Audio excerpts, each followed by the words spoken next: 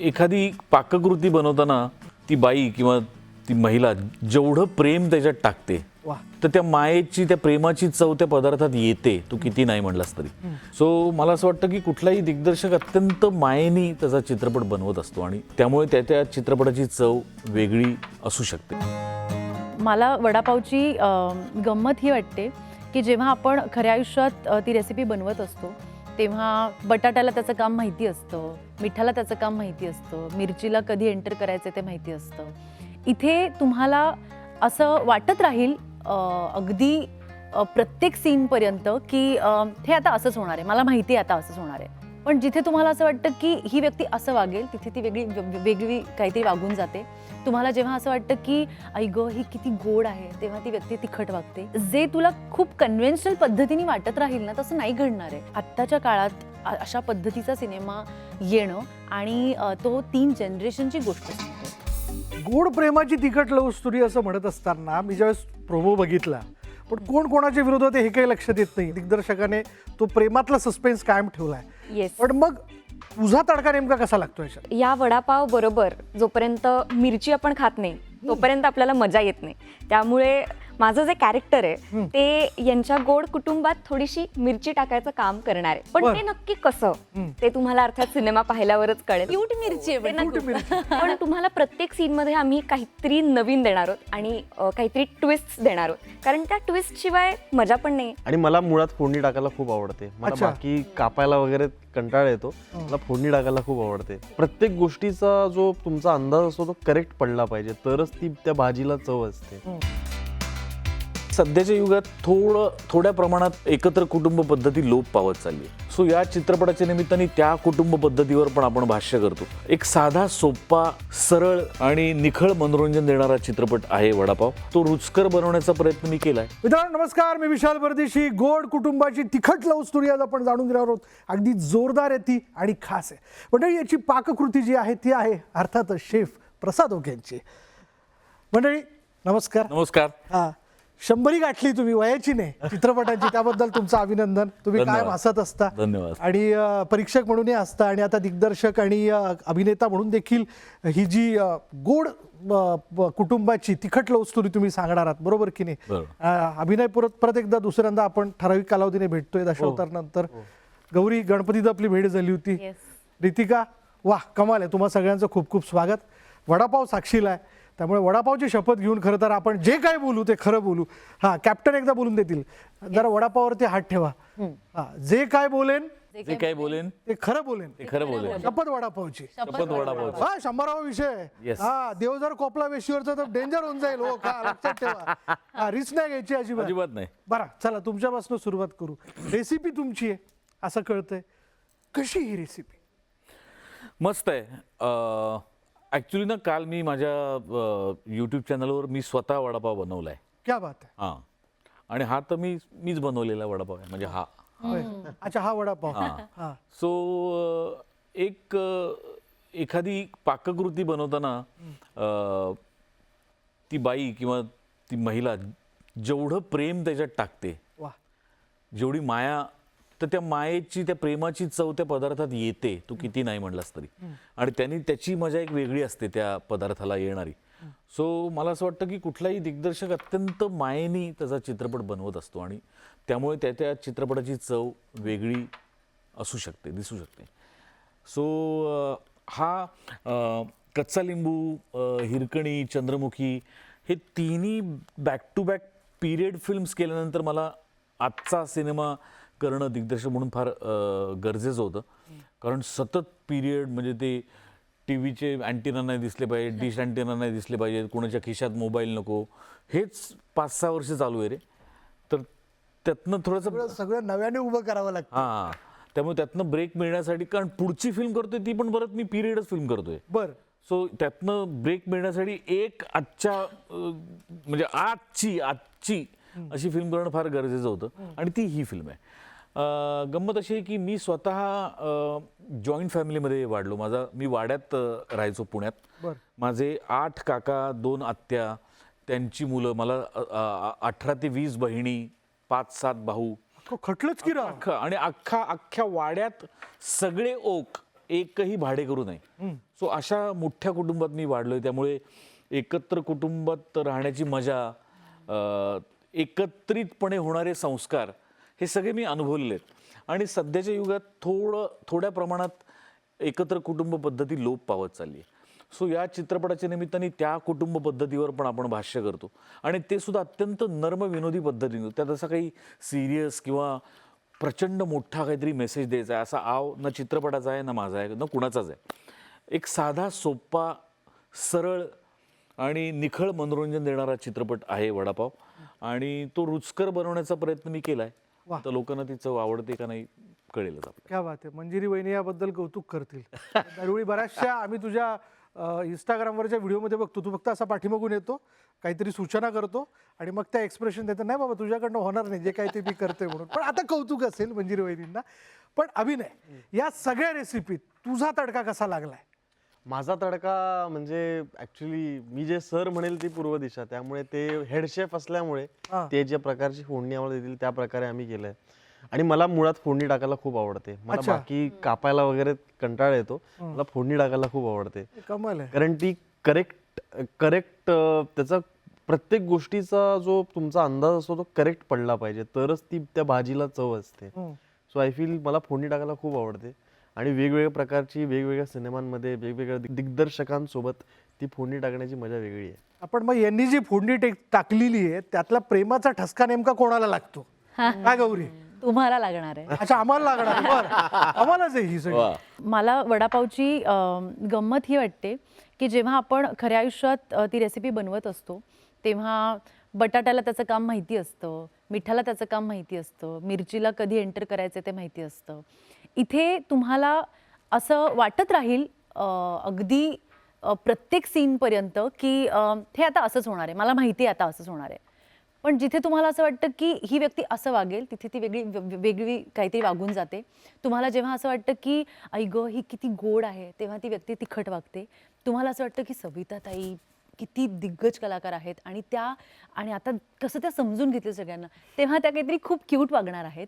आणि म्हणून मला असं वाटतं की आत्ताच्या काळात अशा पद्धतीचा सिनेमा येणं आणि तो 3 जनरेशनची गोष्ट सांगतोय, त्यामुळे तो प्रत्येकाला रिलेट होणं हेच आमचं ही आम्ही आशा करतो की हे सगळ्यांना पोहोचावं की आम्ही हे काय करू पाहतोय. आणि ते करताना आम्हाला खूपच मजा आलेली आहे आणि आय एम शुअर की ते प्रेक्षकांनाही तितकं आवडेल. गोड प्रेमाची तिखट लव्ह स्टोरी असं म्हणत असताना मी ज्यावेळेस प्रोमो बघितला तेव्हा असं दिसतंय की अभिनय आणि तू असं एक लक्षात येते प्रेमाचं कनेक्शन, पण कोण कोणाच्या विरोधात हे काही लक्षात येत नाहीये. म्हणजे नेमकं कोणाचं कोणाबरोबर हा एक यामध्ये गोंधळ मात्र दिग्दर्शकाने तो प्रेमातला सस्पेन्स कायम ठेवलाय. येस. पण मग तुझा तडका नेमका कसा लागतो याच्यात? मी असं म्हणेन की या वडापाव बरोबर जोपर्यंत मिरची आपण खात नाही तोपर्यंत आपल्याला मजा येत नाही. त्यामुळे माझं जे कॅरेक्टर आहे ते यांच्या गोड कुटुंबात थोडीशी मिरची टाकायचं काम करणार आहे. पण ते नक्की कसं ते तुम्हाला अर्थात सिनेमा पाहिल्यावरच कळेल. आणि या सिनेमाचं वैशिष्ट्य असं आहे की तुम्ही जोपर्यंत थिएटरमध्ये जाणार नाही तोपर्यंत तुम्हाला कळणार नाहीये की हा सिनेमा नक्की काय आहे आणि या सिनेमाची गोष्ट काय. तुम्हाला ही म्हणाली तसं असं वाटेल की आता हे घडेल, मग हे घडेल, मग कदाचित यांच्यात काहीतरी होईल, मग शेवटी सगळे एकत्र येतील. पण तुम्हाला प्रत्येक सीनमध्ये आम्ही काहीतरी नवीन देणार आहोत आणि काहीतरी ट्विस्ट देणार आहोत, कारण त्या ट्विस्ट शिवाय मजा पण नाही. सो तुम्हाला थिएटरमध्ये गेल्यावरच कळेल की मी अभिनय बरोबर आहे, मी अभिनय बरोबर आहे, पण शाल्व कोणाबरोबर आहे, गौरी कोणाबरोबर, आता ते तुम्हाला गेल्यावर. मी म्हटलं की तू जसं विचारलंस ना की आम्हाला ही केमिस्ट्री दिसतेय, नक्की कोण कोणाबरोबर आहे, तर जे तुला खूप कन्व्हेन्शनल पद्धतीने वाटत राहील ना तसं नाही घडणार आहे. म्हणजे सिनेमा संपताना कदाचित तू असं म्हणशील, म्हणजे ह्याचं श्रेय प्रसाद सरांना आहे की गौरी आणि सविता त्यांची केमिस्ट्री पण मला आवडली, त्यांच्यातला बॉन्ड पण खूपच छान होता, किंवा सुरुवातीला माझं आणि अभिनयचं एक काय इंटरॅक्शन आहे आणि ते कशा पद्धतीने वेगळ्या नोटवर जातं, किंवा प्रसाद सर आणि मला कधीच कोणी काम करताना पाहिलेलं नाहीये, तर आमचं जे काही वेगळंच एक इंटरॅक्शन आहे त्या सिनेमात, ते बघताना पण असं वाटेल मी हे प्रेडिक्टच नव्हतं केलं जे मी आता पाहिलंय. आणि हे फक्त आम्ही जस्ट बिकॉज आमचा सिनेमा आहे मग तो कसा एक वेगळा आहे आणि you are not ready for this वगैरे असं नाही म्हणायचं आहे, पण जेन्युइनली प्रत्येकाची केमिस्ट्री प्रत्येकाबरोबर फुलत जाते आणि ती वेगळ्या वेगळ्या टप्प्यांवर आपल्याला आवडतही जाते असं मला तू वाटतं. जसं म्हणालीस रितिका, तू काही मिरचीचं काम करणार आहेस त्याच्यात, म्हणजे मिरची टाकण्याचं. क्यूट मिरची आहे पण क्यूट मिरची. मला असं एकदम त्या मालिकातली ती अशी एक कॅरेक्टरच आठवलं की तुझं माझ्यावर प्रेम आहे ना, त्यात वेगळं राहायचं, पुढे फॅमिलीत राहायचं नाही, किंवा मग बॅकग्राऊंडला आवाज येतो रितिका रितिका असं काय असणार आहे का म्हणजे? assumptions करत असं राहा. तुम्ही असं विचार करत राहा तुम्ही, पण ही नात्यांची गोष्ट आहे आणि नात्यांची गंमत आहे. त्यामुळे जसं गौरी म्हणाली तसं सगळ्याच नात्यांमध्ये काहीतरी ट्विस्ट येणार आहेत, काहीतरी तुम्हाला आम्ही सरप्राईज करणार आहोत. त्यामुळे थिएटरमध्ये जाऊन पूर्ण फॅमिली सोबत बघण्यासारखा हा सिनेमा आहे. जोक सपाटोक, पण दिग्दर्शक आणि अभिनेता म्हणून तसा हा तुमचा पहिलाच चित्रपट म्हणता येईल ना की? म्हणजे हिरकणीमध्ये छत्रपती शिवाजी महाराजांची भूमिका मी केली होती, पण again it was a guest appearance. हां. पण फुल फ्लेज्ड हिरो म्हणू किंवा मुख्य भूमिका असं मी पहिल्यांदाच केलं. दिग्दर्शन करून प्रमुख भूमिका असं मी पहिल्यांदाच केलं 100व्या चित्रपटाच्या निमित्ताने. ऍक्च्युली मी करणार नव्हतो, वेगळाच एक अभिनेता माझ्या डोक्यात होता, पण ते नाही झालं वर्कआउट. आणि तोपर्यंत अमेय, निनाद, मंजू सगळ्यांनीच मला आग्रह केला की तू कर, म्हणजे तुझा 100वा चित्रपट आहे म्हणून ते दोन्ही होईल, साध्य होईल. मला खरं तर मला काम कोणाला करायला आवडणार नाही रे. बिलकुल आहे. मला चंद्रमुखीमधला रोल पण करायला आवडला असता, पण तो मुद्दामून मी केला नाही कारण त्याचा आवाका खूप मोठा होता. हिरकणीतला रोलही करायला आवडला असता, पण तोही नाही केला कारण त्याचाही आवाका वेगळा होता. कच्चा लिंबूमध्ये माझ्यासाठी कुठला रोल होता असं मला वाटत नाही, त्यामुळे मी नाही काम केलं. पण मलाही असं वाटलं की हा रोल छान आहे आणि कुठल्याही आर्टिस्टला मोहात पाडणारा रोल आहे आणि तो मी करू शकतो. त्याची डिग्निटी मला दिग्दर्शक म्हणून माहिती आहे त्या रोलची, कशा पद्धतीने ही भूमिका गेली पाहिजे, त्यामुळे मी केलं. नाही, मला माहिती आहे प्रसादोकचं मन फार मोठं आहे. मी तर प्रसादच्या जागी मी जर असतो ना, मी 100% म्हणलो, हा फ्री आहेस का, चल, हा फक्त एक बूम घेऊन उभं राहायचं आहे, बाकी काही नाही, एक पत्रकाराचा रोल आहे, बाकी काही नाही. हे बघ, अभिनेता म्हणून 100 चित्रपट झालेत, मला दिग्दर्शक म्हणून करायचे, म्हणजे अजून किती स्कोप आहे तुला? फटा पोस्टर निघला पत्रकार, असं होऊ शकतं, असं होऊ शकतं, 100% होऊ शकतं. आपल्याला तथाच तू वा वा वा वा, आत्ताच म्हणलंय ओकने, काही प्रश्नच नाही. आपला तो बनगा बस, तुम्हाला तुम देख लो, आपले डेट फ्री आहे, आपण देणार त्यांना. आम्ही मागच्या इंटरव्ह्यूला खूप इम्प्रेस केलंय त्यांना. अरे तेव्हा आग्रह धरला होता ना, गणपतीच्या साक्षीने आग्रह धरला होता. करेक्ट. त्याच्यामुळे त्याला देतील ते आपल्याला. आपलं लागलेलं आहे, खातर रुमाल टाकून ठेवलेलं आहे आपण. पण 100 चित्रपट, अनेक वर्ण मी तुझ्या आयुष्यातली बघितलेली आहेत. म्हणजे मी तुझे असेही चित्रपट बघितले की ज्याच्यामध्ये आपण म्हणतो ना, त्या काळी खरं तर ते सिनेमे प्रेक्षकांना खूप आवडले. खरं तर एक फॅमिलीतले चित्रपट, सासू सुना जावई अशा ह्याच्यातले. आज स्वतःला या सगळ्या वळणाच्या प्रवासानंतर तू कुठे बघतोस? मी स्वतःला कुठे बघतो म्हणण्यापेक्षा माझे निर्माते, दिग्दर्शक आणि माझे प्रेक्षक मला कुठे बघतात ते माझ्यासाठी जास्त मॅटर करतं, जास्त महत्त्वाचं आहे. मी तर स्वतःला बघतोच, काय कुठल्या प्रकारच्या भूमिका मी केल्या आहेत, कुठल्या वळणावरती केल्यात, कुठल्या कारणांनी केल्यात, ते सगळं माझ्या मनात आहेच एका कोपऱ्यात कुठेतरी नक्कीच. पण गेल्या काही वर्षातला प्रवास बघितला तर मला असं वाटतं की थोडं जबाबदारीने काम करायला हवं, थोडं विचारपूर्वक काम करायला हवं. त्या दिशेने पावलं उचलतोय, दिग्दर्शक म्हणून सुद्धा आणि अभिनेता म्हणून सुद्धा. पण ज्यांचा वारसा घेऊन मी शिकलो किंवा ज्यांना बघत मी लहानाचा मोठा झालो, त्यांचा जर प्रवास आपण बघितला किंवा त्यांनी गाठलेला पल्ला आपण पाहिला तर मला असं वाटतं माझे 100 चित्रपट म्हणजे काहीच नाही. म्हणजे अशोक मामांकडे पाहिलं किंवा निळूभाऊंकडे पाहिलं, दिलीप भैया आता 82व्या वर्षी माणूस इतक्या तडफेनी काम करतोय आणि अख्ख्या महाराष्ट्राने डोक्यावर त्यांचा चित्रपट उचलून धरला आहे, त्यांना उचलून धरलं आहे. सो या सगळ्या लिजंड्सकडे बघताना मला असं वाटतं की अजून खूप काम करायचं बाकी आहे, खूप बाकी आहे. आत्ता एक 5-10% प्रवास झाला आहे, मला अजून 90% तरी प्रवास बाकी आहे. पण तो त्यांच्याच पावलावर पाऊल टाकून मी माझा प्रवास पण करीन अशी मला आशा वाटते. बिलकुल, आणि आमच्या खूप शुभेच्छा आहेत त्याच्याबद्दल.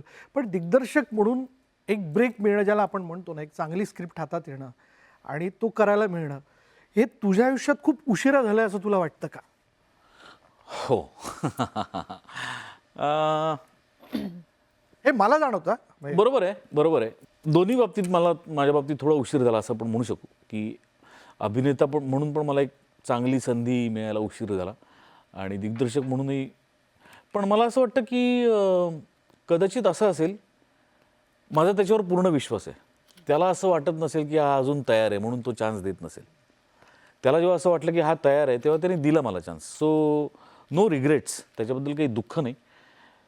जेव्हा चान्स मिळाला तेव्हा तुम्हाला ते वाजवता आलं का नाही हा प्रश्न महत्त्वाचा आहे. क्या बात आहे.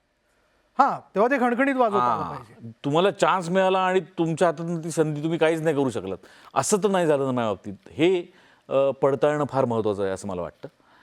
पण देवाच्या दयेनी तसं झालं नाही. चांगल्या संधी मिळत गेल्या, त्या यशस्वी पण झाल्या अर्थात प्रेक्षकांच्या आशीर्वादाने. पण ठीक आहे, उशीर झाला पण अंत तर नाही झाला, अजून खूप बाकी आहे. अरे सर, रुचकर वडापाव तयार केलाय तुम्ही. चला पुन्हा वडापाववरती येऊया. Yes. ही सगळी झेंजी टीम कशी मजा केली आहे, काय अभिनय? काय मी ऍक्च्युली सिनेमामध्ये 3 जनरेशन आहेत. एक सविता मॅमची जनरेशन, बरोबर. प्रसाद सरांची जनरेशन आहे, गौरीची जनरेशन आहे, माझी शाल्व आणि ऋतिकाची जनरेशन आहे. सो आय थिंक ते एकत्र येऊन ते त्यांचे डायनामिक्स, प्रत्येकाची काम करण्याची पद्धत, प्रत्येकाने वेगळी, प्रत्येकाचं स्कूलिंग सुद्धा वेगळं आहे, कामाची प्रत्येकाची पद्धत सुद्धा वेगळी आहे. सो ते एकत्र मिक्सअप होणं, ते एकत्र काय म्हणतो येऊन काम करणं आणि एकमेकांसोबत चांगलं ट्युनिंग बसणं हे खूप ऑर्गॅनिकली झालंय. म्हणजे वर्कशॉप आम्ही सगळ्यांनी ऑब्व्हियसली केले. आम्ही सगळ्यांना आम्हा सगळ्यांना आमचं पात्र सरांनी खूप उत्तमरित्या समजून दिलं होतं. पण त्याचबरोबर प्रत्येकाचं जे एकमेकांसोबतचं जे रिलेशनशिप असतं ते काय फोर्सफुली घडवता येत नाही. ते आपाप तुम्हाला ते बिल्ड करावं लागतं. सो त्याच रीते आमचं सगळ्यांचं खूप छान प्रकारे बॉन्डिंग झालं. त्यामुळे असं वाटलं नाही की बाबा हे वेगळ्या जनरेशनचे आहेत, आम्ही वेगळ्या जनरेशनचे आहोत, यांचे विचार वेगळे आहेत, त्यांचे विचार वेगळे आहेत. प्रत्येकाने एक कॉमन ग्राउंड आपाप शोधलं. अख्ख्या तुम्ही स्टारकास्टमध्ये बघाल तर त्यामुळे ते सिनेमात दिसताना सुद्धा ती फॅमिली वाटते. असं वाटत नाही की हे ऍक्टर्स एकत्र येऊन सिनेमा करतात, ती जेन्युइन फॅमिली वाटते. सो त्यामुळे ते काय म्हणतो ते जे डायनामिक्स आहेत ते खूप इंटरेस्टिंग पद्धतीने सिनेमात दिसतात. आणि सविताताई तर फार कालावधीने स्क्रीनवरती मला दिसतात, हो ना गौरी? होय होय. हा?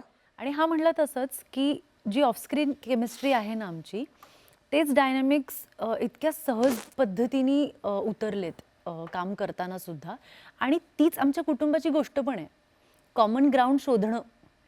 कुठल्याही संकटात किंवा कुठल्याही प्रॉब्लेममध्ये किंवा कुठल्याही सिच्युएशनमध्ये, मग ती एक हॅपी सिच्युएशन का असे ना, की ओ हे दोघं प्रेमात पडलेत किंवा हे आत्ता ही प्रेमाची गोष्ट सुरू झाली आहे किंवा हे प्रेमाचं आहे, तेव्हा सुद्धा या जनरेशन्सनी एक कॉमन ग्राउंड शोधणं हे फार महत्त्वाचं आहे. कारण आपण सगळेच एकमेकांशी हे बोलतच असतो की कदाचित जेनझींना कळणार नाही डेप्थ काय असते बरोबर. किंवा कमिटमेंट काय असते. पण तुला ते या सिनेमात खूप वेगळ्या पद्धतीने त्याचा अप्रोच दिसेल. तुला असं वाटेल की सविताताईंचं जनरेशन आहे ते कम्प्लिटली ऑर्थोडॉक्स असणार, की बापरे हे काय लोक बोलतात आणि हे काय करतायत. पण त्यांचा टेक हा अत्यंत महत्त्वाचा आहे सिनेमात. आणि मला असं वाटतं की जेव्हा प्रसाद सर एकत्र कुटुंब पद्धती म्हणतायत तेव्हा त्यांनीच आमचा पाया भक्कम केलाय. आणि आजवर आमची जी काही प्रामाणिक मतं आहेत, प्रेमाबद्दलचं मत आहे, ते आजी आजोबांकडनं आलेलं आहे. त्यामुळे जेव्हा आपण प्रगत होत जातो, लिबरेट होत जातो, तर ते कुठेतरी घेऊनच पुढे जायचं असतं. तुम्ही ते नाळ कापत कापत नसतो आपण पुढे जात. आणि हे हे एक अत्यंत साध्या पद्धतीने सांगण्याचा प्रयत्न या सिनेमात केला असं मला वाटतं. आणि त्याची आम्हाला खूप मदत झाली आमच्या केमिस्ट्रीची. आय थिंक जशी ती बोलली की जेनझीज बद्दल तो एक कॉमन हे की त्यांना डेप्थ नसते किंवा अजून काय बरं कमिटमेंट इश्यूज असतात. हे आय फील हे थोडंसं कुठेतरी मिसप्लेस्ड नोशन आहे, जे आमच्या सिनेमात नाही आहे तसं. बिकॉज सगळ्यात सॉर्टेड जनरेशन आहे असं मला वाटतं. मी स्वतः जेनझी नाही आहे, मी स्वतः ते मधल्या जनरेशनचं आहे. पण ते I feel it is the most sorted generation. माहिती आहे आयुष्यात काय हवं आहे, त्यामुळे आय फील ते कुठेतरी एक थर्ड पर्स्पेक्टिव्हने असं वाटू शकतं की यार ह्याला कदाचित फिलिंग्स नाही आहेत किंवा कमिटमेंट फोबिक आहे किंवा काही. पण आय फील सॉर्टेड आहे की माहिती आहे आयुष्यात काय हवं आहे. सो त्या प्रकारे ते तिन्ही जनरेशनचा डिफरन्स जो आहे तो खूप उत्तमरित्या समजवला गेलेला आहे. की आपण म्हणतो की प्रत्येक जनरेशन थ्रू, आपण क्रिकेटचं उदाहरण घेतलं समजा, तर प्रत्येकाच्या जनरेशनमध्ये एक फायटिंग स्पिरिट वेगळी आहे. बर. पण ती कुठून मिळाली आहे तर ती मागच्या जनरेशनच्या कामामुळे मिळालेली आहे. विराट कोहली, रोहित शर्मा हे तेंडुलकर सरांनी जे उभं केलंय त्याच्यावरती उभे आहेत आणि तेंडुलकर स्वतः गावस्करांच्या याच्यावर उभे आहेत. सो इट इज सेम की त्यांनी जे आम्हाला पास ऑन केलंय त्याच्या खांद्यावरती आम्ही उभे आहोत. रूट्स तेच आहेत. सो ते आय फील ते डायनामिक्स खूप छान प्रकारे दिसतील या सिनेमात सुद्धा. गुरुदेव तुमचा वडापाव म्हणजे एकदम भारी तुम्ही त्यांच्यामध्ये प्रतिबिंबित केलाय. विचारूच नका. विशेष नाही. लयच भारी, म्हणजे बैठक घेऊन समजवलेले तुम्ही की हा वडापाव पेक्षा वेगळा करता येऊ शकत नाही आणि तो तुम्ही वेगळा खाऊ शकत नाही. जमलंय म्हणजे सगळं. तुम्ही बैठक घेऊन दिग्दर्शक म्हणून चांगलं झिरपवलंय त्यांनी. पाहिजे ते, त्याला पर्याय नाही काही सर. होय ना? नाही तर चव उतरणार नाही मग. होय ना? आपण जेव्हा लोकांना काहीतरी चविष्ट खायला देणार आहोत ती चव आधी आपल्याला आवडली पाहिजे ना. नाही तर मग त्यांच्या गळी मारल्यासारखं होईल ते. वा वा वा वा वा. आणि म्हणजे जसं मी म्हणालो की वडा, आणि तसा वडा एकटा आपण असं खाऊ शकतो, नुसता खाऊ शकतो, पण तो पाव शिवाय त्याला मजा नाही. तसंच काहीच आहे ना या सगळ्या फॅमिलीमध्ये, बरोबर ना? सगळे एकमेकांशिवाय अपूर्ण आहेत असं म्हणता येईल. त्याच्यामुळे काहीच असं काळं पांढरं नसतं किंवा चूक बरोबर नसतं. आपण सगळे मध्ये होत आणि सगळ्यांनी हे समजून घेतलं पाहिजे असं सिनेमा पाहून तुम्हाला वाटेल. तसं वाटेल बुवा तसं. तसं वाटेल. शूट कुठे गेलंय सगळं? फॉरेन? अख्खा चित्रपट लंडन मध्ये शूट केला. राणीच्या देशात गेलात तर? भारतात. राणीच्या देशात वडापाव घेऊन गेलात तुम्ही? राणीच्या देशात वडापाव घेऊन गेलो. एवढंच नाही, या कुटुंबाचा व्यवसाय पण वडापावच दाखवलाय. वा. आणि असं खरं कुटुंब लंडन मध्ये आहे, ज्यांचे लंडन मधल्या अनेक शहरांमध्ये त्यांचे वडापावचे दुकानं आहेत. हा. आणि आता तर ऑक्सफोर्ड स्ट्रीटला त्यांचं मोठं वडापावचं दुकान सुरू होतं. क्या बात आहे. श्रीकृष्ण वडापाव नावाने. आणि तेच या चित्रपटाचे ब्रँड पार्टनर आहेत, वडापाव पार्टनर आहेत. ब्रँड पार्टनर आहे होय, श्रीकृष्ण वडापाव. चित्रपटी वडापाव. येस, अरे पण म्हणूनच म्हणूनच फक्त catchy आहे म्हणून म्हणजे श्रीकृष्ण वडापावच या कुटुंबाचं आहे चित्रपटात. क्या बात आहे. त्यांचं एकूणच म्हणजे एक घडलंय सत्य तसं काही नाही, ते म्हणजे त्यांनी भारतातून तिकडे जाऊन वडापावचा व्यवसाय सुरू केला आणि या कुटुंबाने पण तेच केलं. एवढंच साधर्म्य आहे, एवढंच साधारण. बाकी काय नाही. पण बाकी मजा आहे सगळी एकूण. बाकी मजा. म्हणजे जे काही जमलंय ते एकदम चविष्ट आहे, छान पैकी.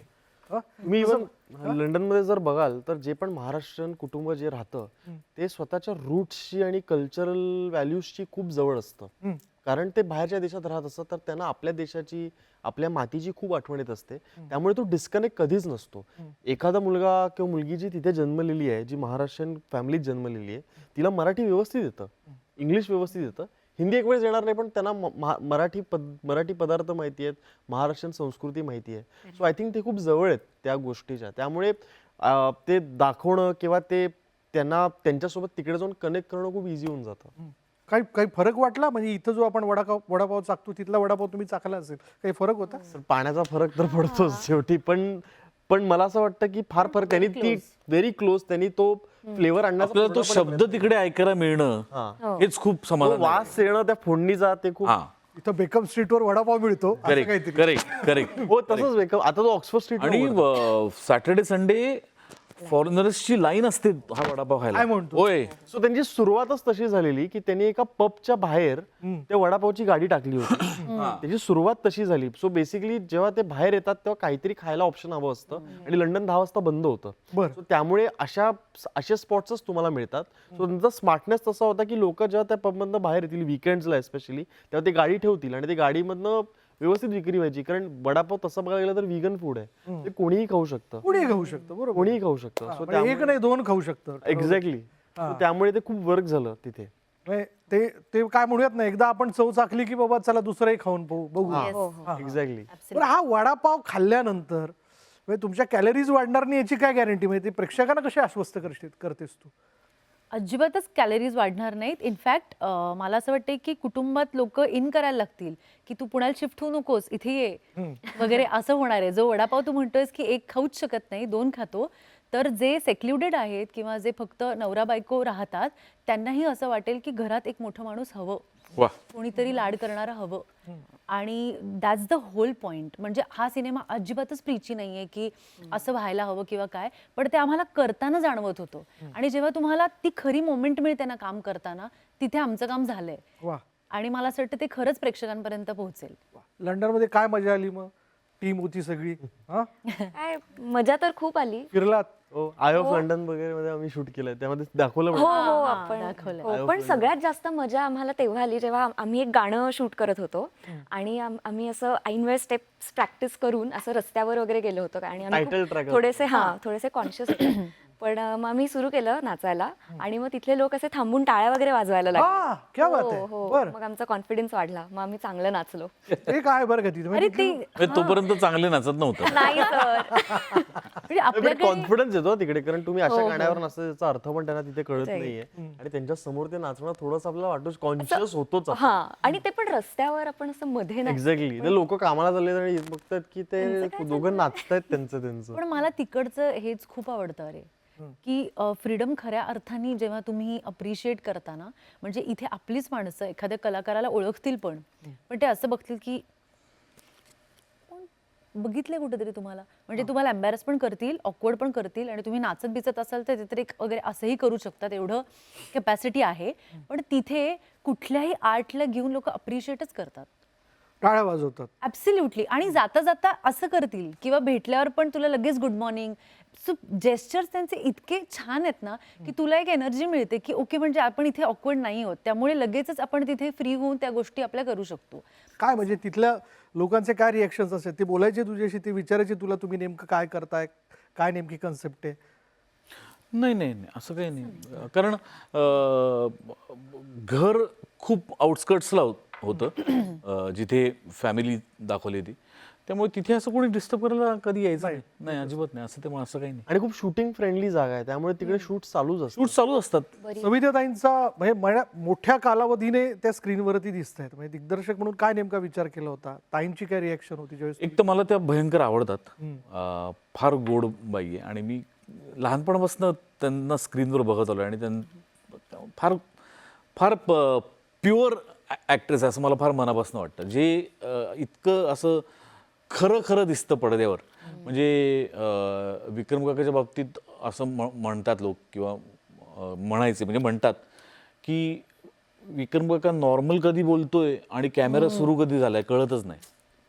तर ती जी सहजता आहे ना, मला ती सविताताईमध्ये फार दिसते, की जसं नॉर्मल बोलतात ना तसंच्या तसं पडद्यावर. आपल्यातल्या माणसाचं हां, तिकडे वेगळा काही आव नाही, आविर्भाव नाही, काही नाही, काही नाही. तर मला खूप, पण त्यांना सूट होईल असा काही रोल माझ्याकडे येत नव्हता. आणि ही स्क्रिप्ट वाचल्या पहिला चेहरा या सगळ्यांच्या आधी पहिलं कास्टिंग डोक्यात आलं ते त्यांचं आलं, सविताताईंचं. हां. आणि मग मी ठरवलं की त्या जर नाही म्हणाल्या तर त्यानुसार इतर कास्टिंग हलू शकतं. सो आधी त्यांचा होकार येऊ दे. आणि मी त्यांना स्क्रिप्ट पाठवलं आणि त्यांना मी फोन केला, तर त्या पहिल्या फोनवर हो म्हणाल्या मला. आणि त्या म्हणाल्या, अरे मला पण तुझ्याबरोबर काम करायचं आहे, मी पण वाट बघत होते. तो मला म्हणजे आनंदाने वेडेपिशे होणे अशी परिस्थिती झाली होती माझी पण. तर त्यांनी लगेच होकार दिला आणि त्यामुळे पुढे सगळंच सुरळीत पार पडलं एकदम कास्टिंग. वा वा, क्या बात आहे. गाणं पण आहे त्याच्यात वडापाववरती ना? त्याच्याबद्दलच तेच आम्ही टायटल ट्रॅक. आता ते रिलीज पण झालंय, तुम्ही युट्यूबवर पाहू पण शकता. आवाज कोणाचा चांगला लागतो? गुरुजींचाच ना? ते गुरुजी ऑब्विसली. गुरुजी. नाही, ही पण छान गाते, हिला सांगायला. मी माझं गाणं खूप वेळा ऐकलं लोकांनी. हिला गौरी पण छान गाते. हो. अभिनय पण मस्त गातो. हो ना? वा वा, लावा सर. अभिनय मर्यादला लावा. सर तो सर तुम्ही असाल तर आम्ही कोरस सर. थोडंसं आम्ही कोरसला येऊ. काय गाव म्हणतोयस तू? वडापाव. वडापाव. हा, उलटुराडा मनाच्या कोपऱ्यातला, किस्सा मोठा प्रेमाच्या चौकटीतला, नजरेचा गेम झाला, पाऊल स्लिप झाला, मनाच्या झोपडीचा मेंटेनन्स हाय झाला, भारी झोल झाला, दिल क्लीन बोल्ड झाला, प्रेमामध्ये बघ तुझा भाऊ आता बेंड झाला, क्या बात आहे, क्या बात आहे. प्रेमाच्या कोटिंगला लाख भाव रे, घमघमीत जसा आपला वडापाव रे. असं आहे ते टायटल. जोरदार आहे. गाणं ऐकूनच हा खरपूस वडापाव खरं तर. बरं, जाता जाता वडापाव ही अशी गोष्ट आहे की ज्याच्याबद्दलच्या आपल्या अनेक आठवणी आहेत. तुला आवडणारा कुठला वडापाव? पुण्याचे जोशी वडेवाले, मुंबईचा बाबू वडापाव, कीर्ती कॉलेजचा वडापाव, अशोक वडापाव, बरेच वडापाव आवडतात. वडापावच आवडतो मुळात, म्हणजे त्यामुळे असं काही कुठला वेगळा असं काही नाही.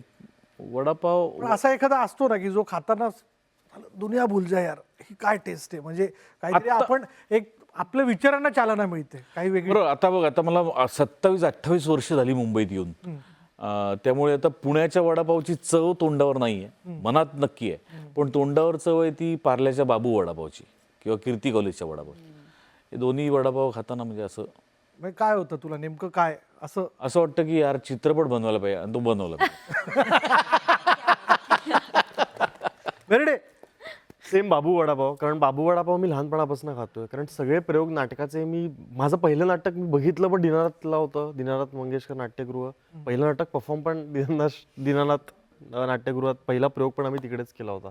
त्यामुळे त्या जागेशी एकतर स्पेशल आठवण आहे, स्पेशल नातं आहे, आणि बाबू वडापाव सोबत पण एक स्पेशल नातं आहे. आमची आजीबाईची रिहर्सल असायची तेव्हा दर संध्याकाळी आमचा जो रेग्युलर नाश्ता यायचा त्यासोबत बाबू वडापाव पण यायचाच.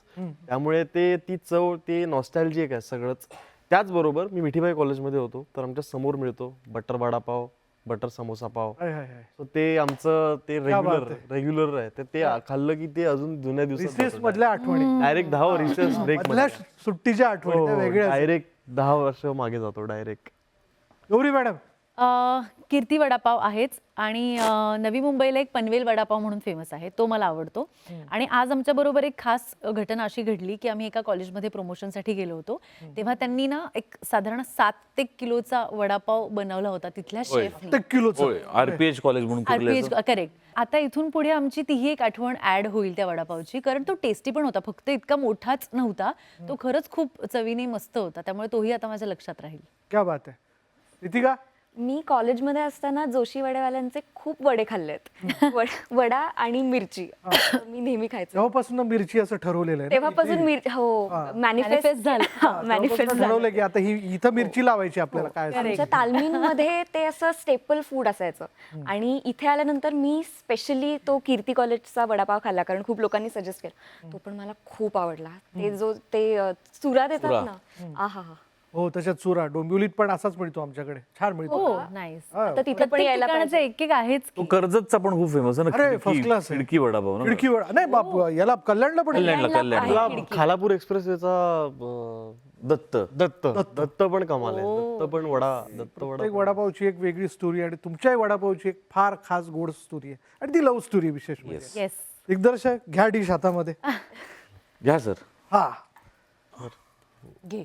घ्या. मला असं वाटतं की मी वडापाव खायला नाही आलो, मी वडापाव सर्व करायला आलो. वा, वा, वा, वा, वा, क्या बात आहे. मंडळी, छानसा हा वडापाव आता ओककडनं आपल्याकडे आलेला आहे, त्यामुळे यांची ही खास रेसिपी आहे. त्याच्यामुळे आमची दिलदोस्ती दुनियादारी आहेच सगळ्यांच्या ह्याच्यात. ते तर अपील तुम्हाला करतातच ठिकठिकाणी जाऊन, पण मित्र म्हणून, पत्रकार म्हणून मी माझी भूमिका काय वेगळी ठेवेन, कारण एक चित्रपट तयार करण्यासाठी प्रचंड मोठी मेहनत असते यार. मेरा दोस्त का तो 100वा चित्रपट आहे. हा? आम्ही वेशीवरती पण देवीला सांगू, अगदी तिथं असा घास ठेवत वडापावचा. जोरदार सक्सेस होऊ देत. तुला खूप शुभेच्छा प्रसाद. धन्यवाद. अशाच पद्धतीने तू एक एक पायरी जी आहे ती पुढे चालत राहा, आणि जसं आपलं ठरलंय माझ्या डेट मी मोकळ्या Yes, yes, ठेवलेल्या आहेत. 100%. हा, त्याच्यामुळे वडापावावर हात ठेवून बोललो. हा, वडापाव द्यावाच लागणार तुला. द्यावाच लागणार आहे तुला. आणि पत्रकार नसेल तो रोल, तो वेगळा काहीतरी असेल. पण मी पण मंडळी लवकरच ओक यांच्या चित्रपटात दिसेल, आणि या डायसवरती असेल, मुलाखत घेताना नव्हे. चला, गमतीचा विषय, पण जरूर बघा हा मस्तपैकी कुरकुरीत, झणझणीत आणि प्रेमाची लव्ह स्टोरी सांगणारा, तडका देणारा वडापाव आहे की नाही? Yes, 2 October. 2 ऑक्टोबरला. चला, तुम्हा सगळ्यांचे खूप खूप धन्यवाद. असेच वेगवेगळ्या भूमिकांमधून भेटत राहा, आणि असे छान छान व्यंजन आपण चाखत राहू. थँक्यू. थँक्यू. आज इथेच थांबणार आहोत. पहा फक्त News 18 लोकमत.